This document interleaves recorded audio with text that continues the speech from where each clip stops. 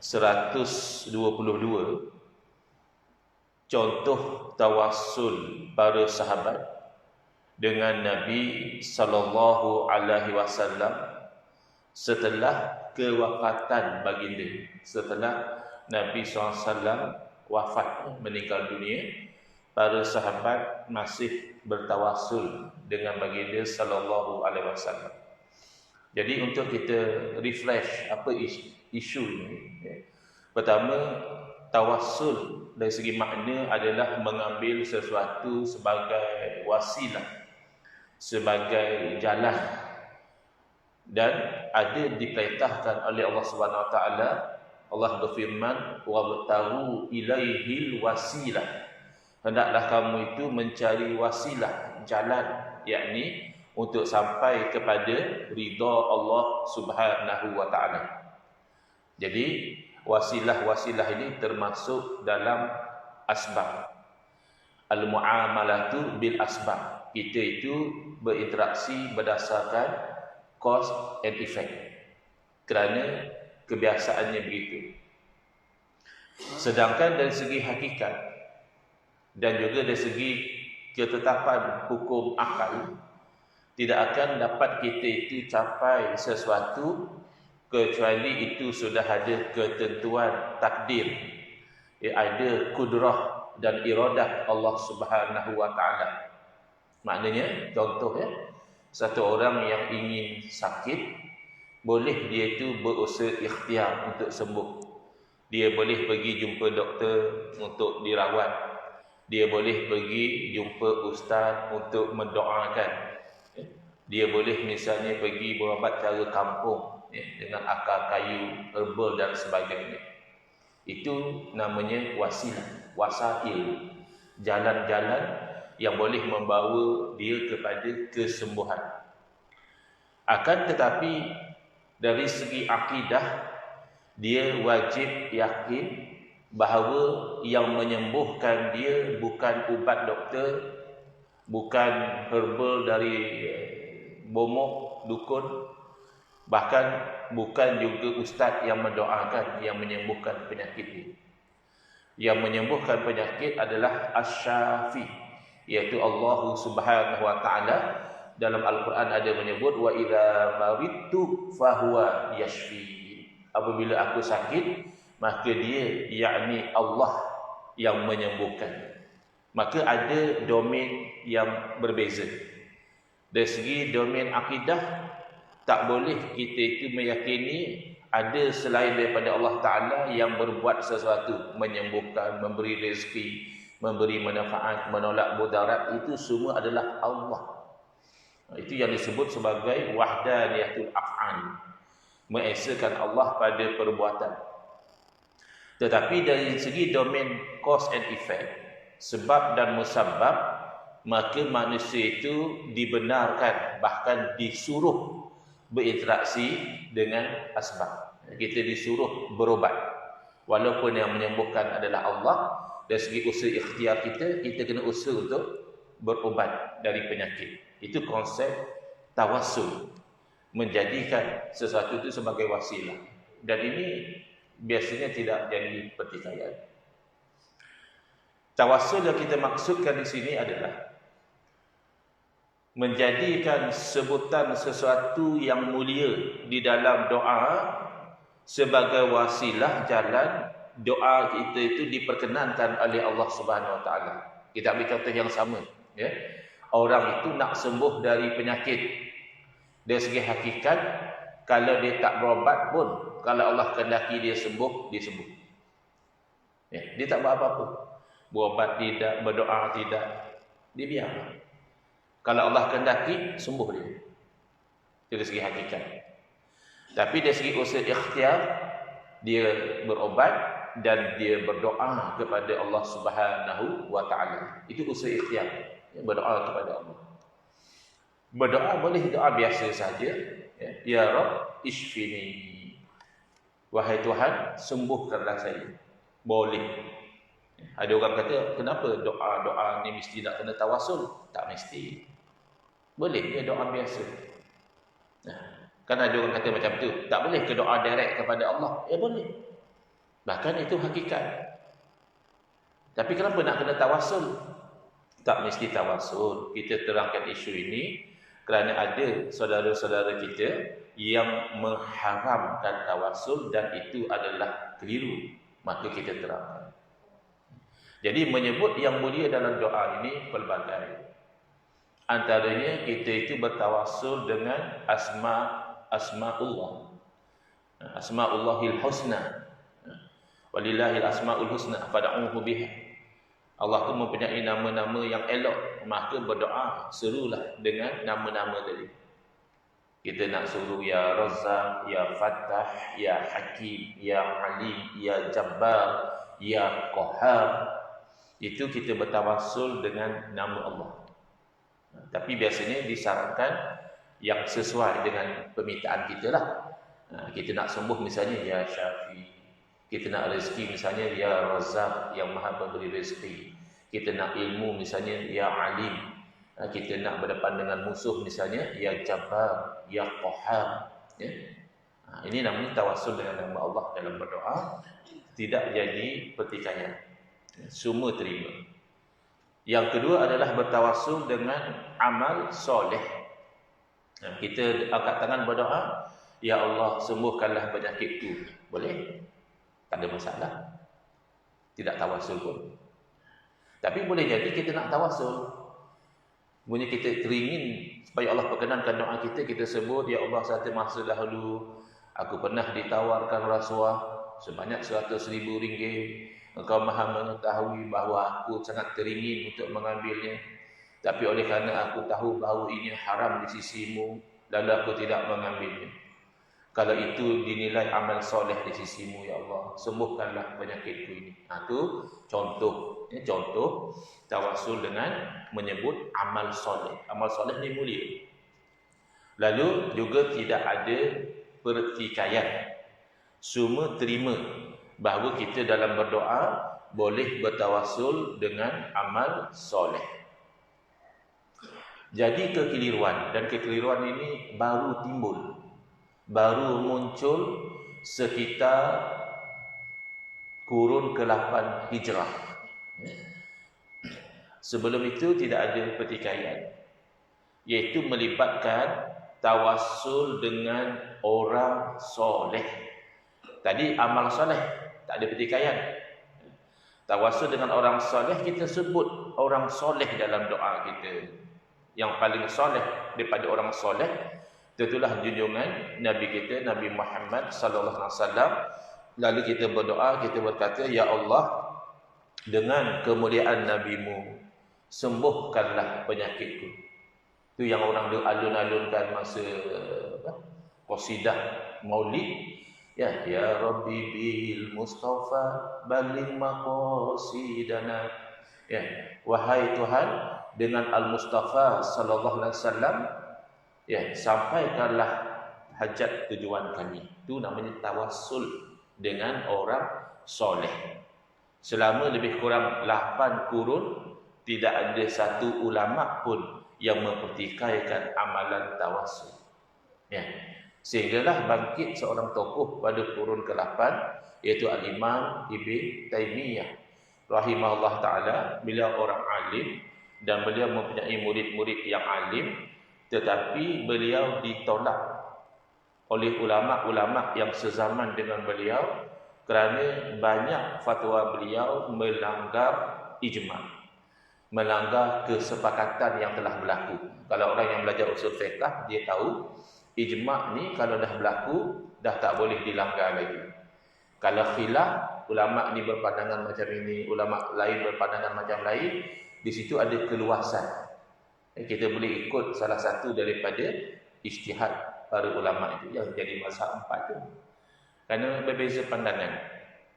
Tapi kalau sudah ijma', wajib diikuti dengan dalil firman Allah Ta'ala, wa may yushaqiqir rasulah min ba'di ma tabayyana lahul huda wa yattabi' ghayra sabilil mu'minin nuwallihi ma tawalla wa nuslihi jahannam wa sa'at masira.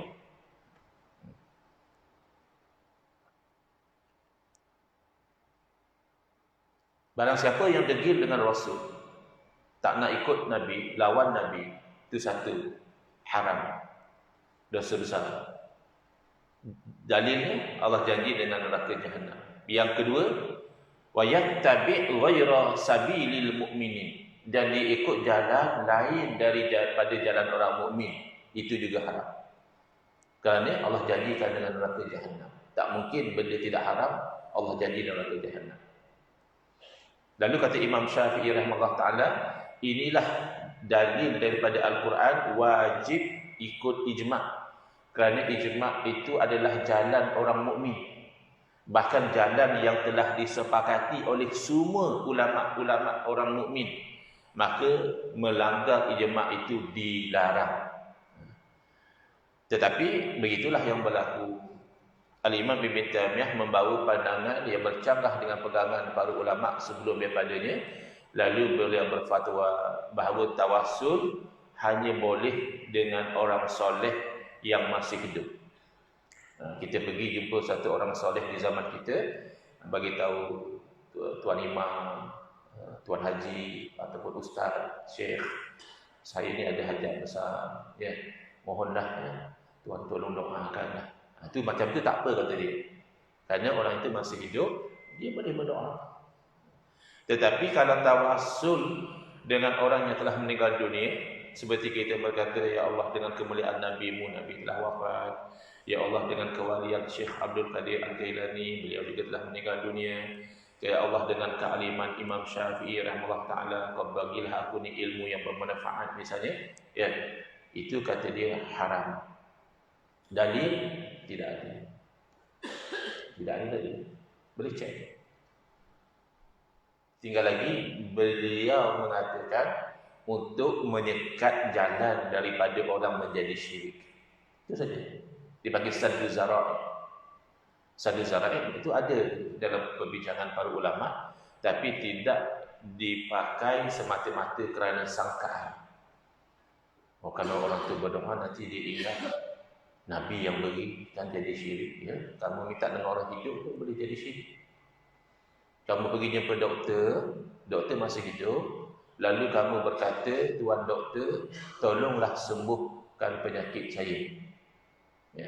Syirik atau tidak bergantung kepada i'tiqad.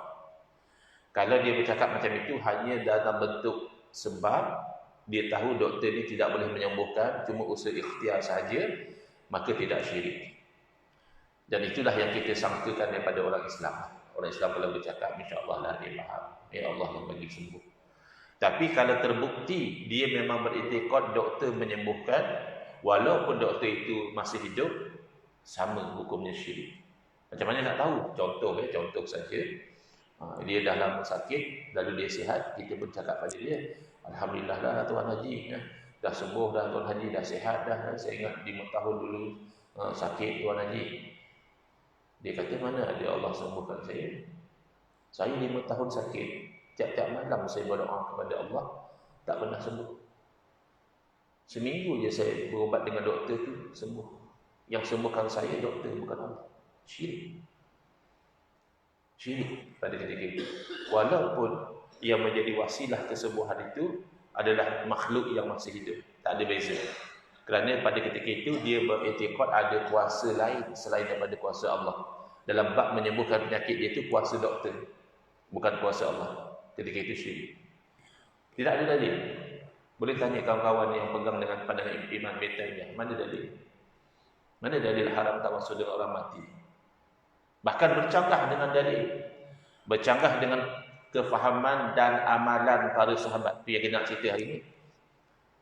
Adakah mereka ni lebih faham agama berbanding dengan sahabat Nabi? Sahabat Nabi juga mengajarkan tawassul dengan Nabi selepas Nabi wafat.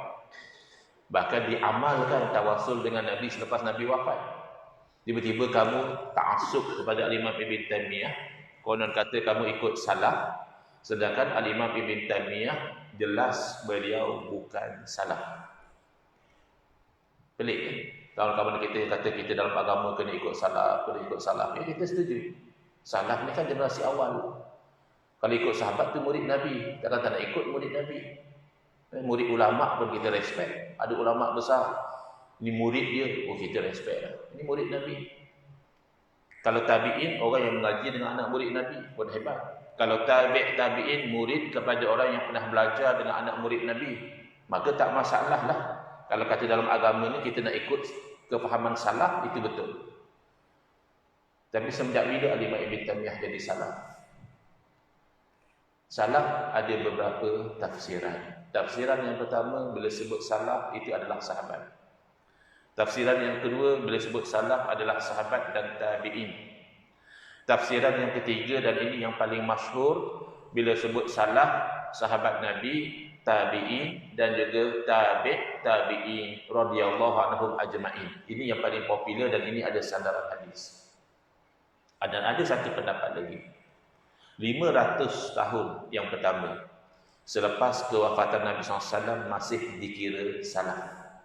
Al-Imam Ibn Taymiyah ambillah standard mana pun, beliau confirm bukan salaf. Beliau hidup pada 700 tahun lebih. Jadi bagaimana salaf berpegang? Sahabat Nabi, salaf lah tu. Sayyidina Utsman bin Hunayf radhiyallahu anhu, apabila diadukan oleh seorang lelaki masalah dia nak berjumpa dengan Sayyidina Utsman bin Affan radhiyallahu anhu, tapi asyik terhalang. Masa itu Sayyidina Utsman jadi khalifah. Lelaki ni ada hajat nak jumpa khalifah, tapi tak dapat. Ya, maklum macam kita lah. Nak jumpa Perdana Menteri bukan senang. Ya. Masa belum jadi Perdana Menteri, mungkinlah tak sibuk sangat. Dah jadi Perdana Menteri, itu ini, tak sempat. Jadi akhirnya beliau mencadangkan, kamu baca doa ini. Lalu beliau baca. Takdir Allah, hari itu dia nak jumpa Sayyidina Utsman bin Affan, baru sampai dekat luar rumah, pembantu Sayyidina Utsman datang, ambil, pimpin tangan, bawa masuk, duduk atas tikar, satu tikar dengan Sayyidina Utsman. Sayyidina Utsman tanya, kamu ada hajat apa? Bila pun cerita, ditunaikan hajat oleh Sayyidina Utsman, dan Sayyidina Utsman pesan, kalau kamu ada apa-apa lagi, datang beritahu. InsyaAllah. Senanglah urusan saya. Ini tentu Utsman bin Hunayf ada buka mulut ni. Ada recommend. Kadang-kadang kita nak jumpa orang besar ni kan ada kabel. Ya, kalau ada kabel kan senang. Tak ada kabel susah. Mungkinlah. Jadi dia keluar daripada tempat itu, terserempak dengan Utsman bin Hunayf radhiyallahu anhu, kata dia, jazakallahu khairan. Moga Allah beri balasan yang baiklah kerana kamu tolong recommend saya kepada khalifah. Dan maka jawab Utsman bin Hunayf radhiyallahu anhu, wallahi, demi Allah, saya tak ada bercakap apa. Tetapi doa yang saya ajar kepada kamu itu, satu masa dahulu, satu orang buta datang berjumpa dengan Nabi SAW, nak didoakan supaya sembuh. Nabi suruh dia berwudu, Nabi suruh dia salat 2 rakaat, lalu Nabi ajar doa tadi. Apa dia?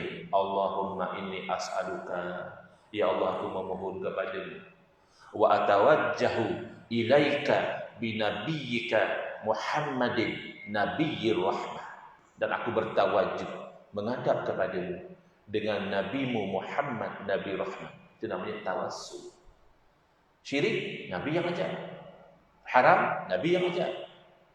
Oh, itu masa Nabi hidup. Masa Nabi dah wafat dah tak boleh.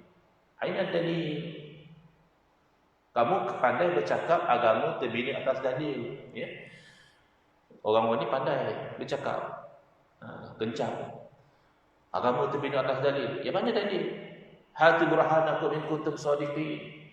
Marilah bukti keterangan kalau kamu betul. Mana dalil? Bahkan bercakap kan dengan riwayat tadi bahawa sahabat mengajar orang membaca doa tawassul selepas kewafatan Nabi SAW dan dibaca dan tidak ada yang membangkang. Adakah kamu lebih faham? Adakah Imam Ibn Taymiyah bahkan lebih faham agama berbanding sahabat Nabi? Ini kan pelik. Paling-paling yang mereka sangkakan dalil adalah kejadian Sayyidina Umar radhiyallahu anhu ketika melakukan istisqa, minta hujan. Sayyidina Umar bertawassul dengan Al-Abbas radhiyallahu anhu, bapa saudara Nabi.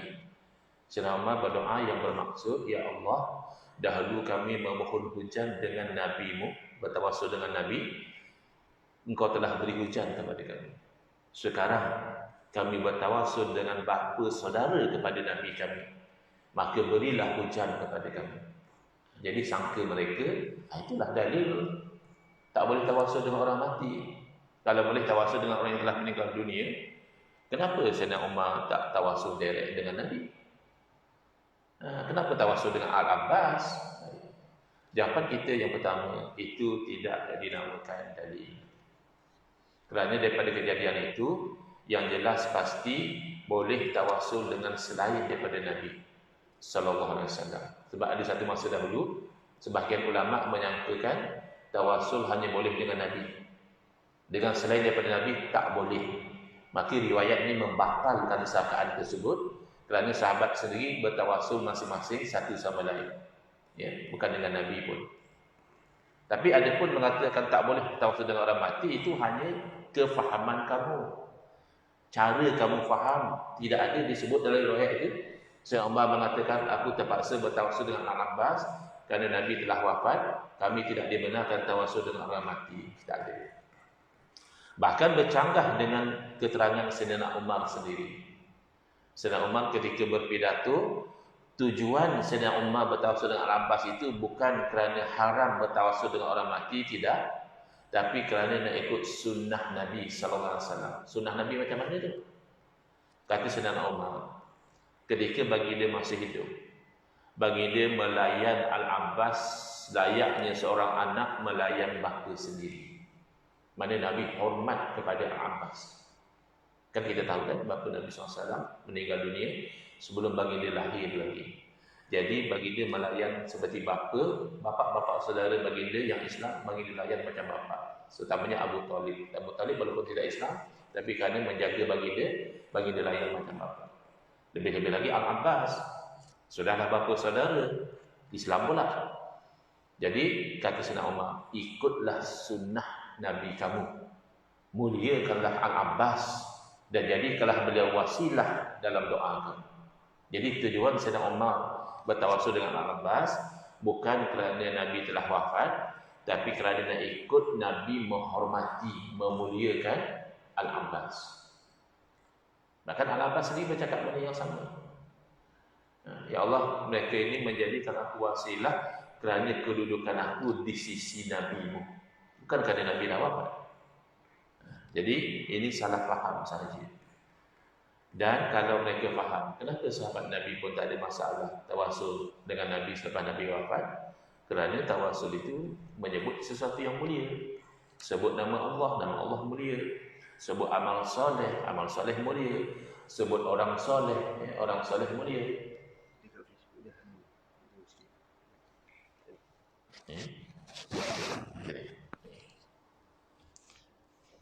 Dekat Facebook atau nak saya tahu. Baik. Jadi sebut nama orang soleh kerana orang soleh mulia. Baik, soalan kita minta kawan-kawan kita yang ditawasul ni jawab. Adakah kemuliaan seseorang yang mulia terputus atau terbatal dengan kematian? Kita ambil paling mudah lah. Kita tawasul dengan Nabi SAW kerana Nabi mulia. Adakah Nabi hanya mulia ketika baginda masih hidup, lalu hilang kemuliaan baginda bila baginda wafat? Pasti tidak. Nabi SAW tetap mulia ketika hidup dan setelah wafat. Tidak ada beza. Maka membeza-bezakan tawasul dengan orang hidup boleh, tawasul dengan orang telah meninggal dunia haram. Ini adalah bid'ah sayyi'ah dalalah. Ini adalah rekaan baru yang buruk lagi sesat. Hati-hati. Baik. Jadi kisah ini contoh ya. Tadi baru refresh cerita latar belakang ini cerita dia. Jadi contoh, kalau kamu anti sangat dengan tawasul, cuba lihat amalan para sahabat. Pertama, kisah Al-Utbi. Pada Al-Imam Al-Utbi di mana beliau berkata, adalah satu ketika aku duduk di samping kubur Nabi sallallahu alaihi wasallam. Ya. Jadi kalau ada geng-geng di zaman tu, sahabat Nabi pun dituduh kuburi, memang mereka sensitif. Kalau kita rajin ziarah kubur, berdoa, berzikir tepi kubur, dia kata kita sembah kubur. Ini buruk sangka terhadap umat Nabi SAW. InsyaAllah lah orang Islam tu dia tak akan sembah lain daripada Allah. Masa orang tu hidup pun dia tak sembah. Takkan orang tu mati dia pergi sembah. Tak munasabah. Kan? Jadi mereka buruk sangka. Dan istilah kuburiyun ini sejak zaman Al-Imam Ibn Taymiyah. Dan mereka ini hanya melanjutkan sangkaan buruk ini kepada umat Islam. Tapi zaman dulu sahabat Nabi tak ada masalah. Duduk tepi kubur, ya, bersyair tepi kubur, itu dilakukan, tak masalah. Lalu datang seorang A'rabi mana orang Arab Badawi, Arab kampung, mengucapkan salam kepada Nabi SAW. Assalamualaikum ya Rasulullah. Arab Badawi, Arab kampung. Nabi dah wafat, bagi salam juga? Iya. Apa masalah? Itu kan sunnah. Nabi SAW yang menganjurkan bila kita ziarah kubur, bagi salam. Kamu dah kenapa? Dah berfikiran macam orang kafir. Bukan saya kata kamu kafir, tapi pikiran kamu macam orang kafir. As if kalau mati, end of story. Itu orang mulhid. Itu orang free thinker. Wa ma hiya illa hayatuna dunya. Tak ada kehidupan melainkan hidup dunia saja. Tak. Kita orang Islam, kita mengatakan kematian itu bukan end of everything. Kematian adalah permulaan alam yang baru, perpindahan ke alam yang lain. Ada alam di sebelah sana yang kita masih boleh memberi salam dan mereka menjawab salam. Itu sabit dalam hadis. Apa masalah dengan kamu? Kita tahiyat pun kita mengucap pada Nabi SAW, Assalamualaikum ayyuhan Nabi. Salam ke atasmu wahai Nabi. Apa masalah kamu? Jadi dia bagi salam. Lalu dia kata, Sami'tu qaulullah ta'ala. Aku telah dengar firman Allah, kata dia. Walau annahum izzalamu anfusahum ja'uka fastaghfirullaha wastaghfara lahumur rasul lawajadullaha tawwabar rahim. Kalaulah mereka itu ketika mana mereka menzalimkan diri mereka sendiri, yakni dengan berbuat dosa dan maksiat. Apa nak buat kalau kita buat maksiat? Kita ni bukan maksud. Pasti kita ada buat dosa. Apa nak buat? Paling baik, ja'uka. Mereka datang kepada kamu. Kan umum. Ja'uka itu tidak ditetapkan datang pada Nabi ketika Nabi SAW masih hidup atau Nabi dah wafat, tapi dalam ayat sebut ja'uka, mereka datang kepada kamu. Fastaghfirullah. Lalu mereka memohon ampun kepada Allah. Wastaghfara lahumur rasul. Dan Rasul turut memohon ampun buat mereka. Tapi Nabi dah mati, dia macam mati. Nak sebut wafat pun tak pandai. Tapi Nabi kata mati tadi. Habis tu. Kamu tak baca hadis, mengaku konon ahlul hadis, tak baca hadis kan bahawa Nabi SAW beritahu baginda mendoakan umat selepas kewafatan baginda. Hayati khairul lakum wa mamati khairul lakum. Hidup aku baik untuk kamu, mati aku juga baik untuk kamu. Sahabat jadi hairan. Nabi terangkan, hidup aku baik ketika aku hidup, kamu berbicara dan aku berbicara dengan kamu. Umat dapat ilmu, dapat hidayah. Tapi kalau mati tak akan baik juga. Baik. Macam mana itu? Nabi terangkan. Selepas aku meninggal dunia, amalan-amalan kamu dipamerkan kepada aku di alam roh. Bila aku dapati amalan kamu baik, aku memuji akan Allah Ta'ala.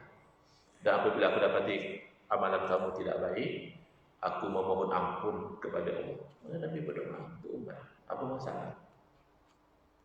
Nah, jadi pikiran kamu tidak macam etis. Mati tak ada apa. Mati dah tak ada apa-apa. Boleh dapat tauriah lagi tu. Mensyirikkan benda yang ulama dah sepakat benar. Lalu dia baca ayat ni. Wastaghfara lahumur rasul lawajadullaha tawwabar rahim. Orang tu buat dosa, pertama dia pergi kepada Nabi SAW, dia mohon ampun kepada Allah dan Nabi juga berdoa memohon ampun buat dia. Nescaya kamu akan dapati Allah Ta'ala Maha penerima taubat dan Maha kasihan belas. Jadi namanya tawassul. Tak pergi pada Nabi, minta ampun boleh tak? Boleh. Itu biasa, tak ada tawassul. Ini tawassul. Lalu dia melantunkan beberapa bait syair. Jadi bersyair di sisi kubur ni berlaku zaman Nabi. Dia orang ni cepat sentak. Oh, ini bid'ah. Sesat ni. Ada pula duduk tepi kubur bersyair-syair. Apa masalah? Jangan syair benda yang mengaku sudah. Apa yang disyair oleh Arab Badawi ni? Ya khairan man dufinat bil qa'i a'zamuhu wa taba min tibihinnal qa'u wal hakim nafsil fida'a li qabrin anta sakinuhu fihi al-afafu wa fihi al-judu wal karam. Wahai manusia yang terbaik yang bersemadi dalam bumi jasadnya, maka harumlah lembah dan bukit dengan keharumannya. Jiwaku jadi tebusan kubur yang engkau penghuninya, dalamnya ada pribadi yang suci, pemurah lagi mulia. Ini syair. Orang Arab dia suka bersyair. Lagi Arab-Arab kampung. Lalu At-Atbi meneruskan cerita. Kemudian dia berpaling meninggalkan maqam Nabi SAW. Lalu Al-Utbi, Imam Al-Utbi merasa mengantuk dan dia terlelap di sisi makam. Lalu aku bermimpi melihat Nabi SAW dalam tidurku dan bagi dia bersabda kepadaku, wahai Utbi, segera pergi berjumpa A'rabi dan khabarkan berita gembira kepadanya bahawa Allah telah mengampunkan dosa ini berkat doa di sisi makam Nabi SAW di tawassul. Jadi dah dapat bisyarah, dapat berita gembira awal. Yalah mimpi Ustaz pun dia mimpi. Tapi mimpi yang dikatakan ar-ru'ya salihahnya dipanggil mubasyirah. Nabi SAW telah beritahu tidak tersisa lagi daripada wahyu sebab para nabi dah tak ada kecuali mubasyirah, perkara-perkara yang membawa berita gembira. Apa dia mubasyirah? Tanya sahabat. Ar-ru'ya as-salihah, mimpi-mimpi yang baik. Jadi mimpi jumpa Nabi SAW, Nabi beritahu orang itu diampunkan dosa, itu termasuk ar-ru'ya as-salihah. Tapi agama tak terbina atas mimpi, Ustaz. Siapa kata agama terbina atas mimpi? Kamu mubasyirat dengan masadir syariah pun kamu tak faham. Tak ada orang kata mimpi jadi sumber hukum. Tak boleh orang bangun-bangun tidur dia kata mulai hari ini dah tak haram minum arak kerana saya bermimpi Nabi SAW beritahu arak telah dihalalkan. Tak ada. Mimpi ni hanya mubasyirat, bagi tahu berita gembira. Ya, kamu nak kahwin tapi confused nak kahwin dengan orang ni ke orang tu. Lalu kamu buat solat istikharah. Ya, dalam mimpi kamu dapati kamu itu misalnya berjalan dengan salah seorang daripada dua tu. Jadi kamu pilih yang itu bukan sumber hukum. Berkahwin tu dah ada hukum dia. Cuma kamu dapat keyakinan nak pilih yang ini kerana dapat satu perkhabaran gembira melalui mimpi. Itu saja. Adapun sumber hukum bukan mimpi. Mimpi tidak termasuk sumber hukum. Dan demikianlah sahabat Nabi Sayyidina Abdullah bin Umar radhiyallahu anhuma bertawassul. Imam Bukhari meriwayatkan dalam kitab Al-Adabul Mufrad daripada Abdurrahman bin Sa'ad rahmatullah alaihi majma'in berkata, khadirat rijlu ibnu Umar faqala lahu rajul, telah menjadi sakit bengkak kaki Sayyidina Abdullah bin Umar ni. Lalu seorang lelaki mencadangkan, uzkur ahabban nasi ilaika. Oh kamu ini usaha saja. Nak letak herba daun ke akar kayu balut ke bolehlah.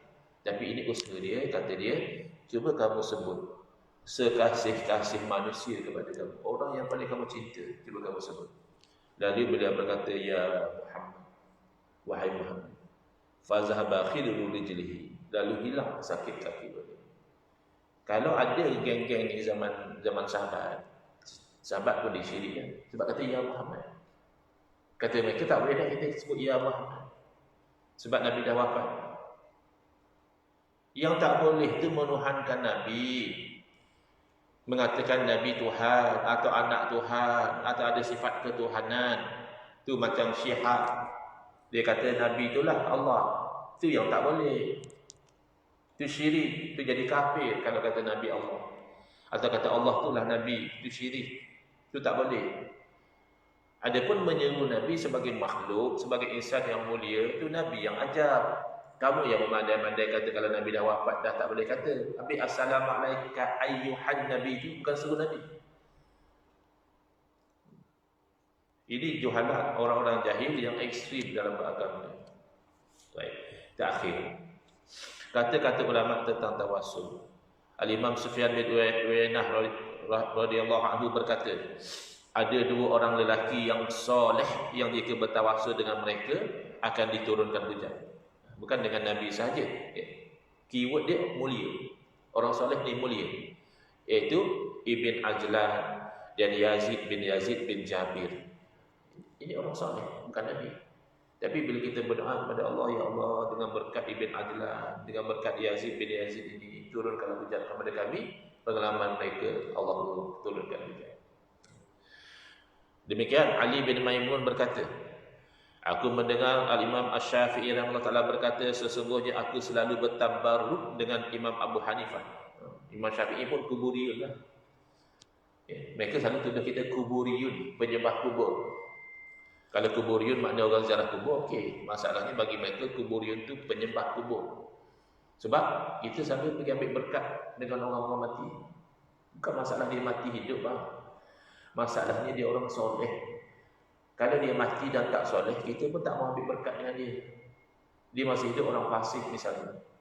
Selalu buat maksiat, bangga pula dengan maksiat, post pula dalam Facebook, lalu dia mati. Kita tak ada nak ambil berkat dengan orang macam itu. Bukan sebab dia mati, sebab dia soleh. Dan kesolehan dia tetap kekal walaupun dia dah mati. Itu ambil berkat tu. Dia ingat kita pergi ke kubur tu, pergi sembah batu, pergi sembah tanah dekat situ. Bukan. Jadi Imam Syafi'i ini berkata, masa tu Imam Abu Hanifah dah wafat. Kalau ikut satu riwayat, tepat tak tepat itu nombor 2 lah. Tapi memang Imam Syafi'i tidak hidup sezaman. Ada riwayat mengatakan hari Imam Abu Hanifah meninggal dunia, itulah hari Imam Syafi'i dilahirkan. Yang penting tidak sezaman lah. Jadi Imam Abu Hanifah dah meninggal. Macam mana cara tabaruk? Aku datang ke kuburnya setiap hari. Kira Imam Syafi'i ini kuburiyun setiap hari. Kita ziarah kubur hari raya pun dia bising. Apa hari raya tak ada dalil ziarah kubur? La ilaha illallah. Ziarah kubur tu umum bang, hari raya boleh, hari apa pun boleh. Selalu orang pergi ziarah hari raya sebab hari raya cuti. Ya, dulu masih hidup raya sama-sama. Dia dah mati teringat. Dulu hari raya ni lah kita berkumpul dengan mak ayah kita, mak ayah dah mati, pergi ziarah, baca doa, sedekah apa, pahala, Fatihah dan sebagainya. Dalil umum, kenapa kamu sempitkan? Jadi, pertama, ziarah ke kubur setiap hari. Cuba lihat, tawasul. Jika aku memiliki hajat, jadi Imam Syafi'i, aku ada satu hajat, maka aku akan melakukan solat 2 rakaat. Ini Imam Syafi'i beramal dengan dalilnya, yang mana Nabi beritahu pada orang buta yang nak sembuh, itu hajat dia, Nabi suruh solat dulu 2 rakaat. Jadi ini dalil solat hajat. Setelah solat 2 rakaat, saya pergi ke kuburnya dan berdoa meminta kepada Allah untuk mengkabulkan doaku di sisi kuburnya. Padahal apa masalah? Imam Syafi'i dah salat 2 rakaat kat rumah, doa teruskan boleh. Kenapa Imam Syafi'i lepas solat kat rumah, susah-susah pergi kubur Imam Abu Hanifah, pergi berdoa di situ? Itu namanya tabarruk. Beliau berdoa kepada Allah, bukan menyembah pada Imam Abu Hanifah, tapi berdoa pada Allah tu di sisi orang soleh. Walaupun dia telah meninggal dunia, kesolehan itu ada nilai di sisi Allah. Lalu aku dapati Allah mengkabulkan doa. Jadi Imam Syafi'i juga penyembah kubur tu macam mana? Kamu kata ikut salaf. Imam Syafi'i salaf. Beliau tabi'in dan beliau imam yang diikuti oleh umat Islam ramai. Baik. Jadi selesai.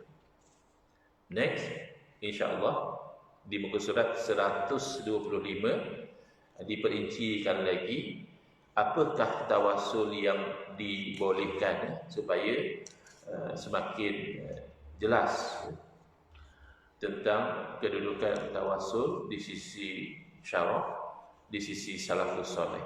Insya-Allah di muka surat 125. Ada sebarang soalan kalau saya mampu jawab, tuan-tuan?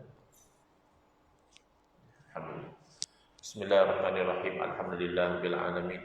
Wassalatu wassalamu ala asyrafil anbiya'i wal mursalin wa ala alihi wa sahbihi ajma'in. Allahumma shrah sudurana wa ahsin akhlaqana wa azim ujurana wa nawwir qulubana bi nuri hidayatika kama natarada bi nuri syamsika abadan abada bi rahmatika ya arhamar rahimin.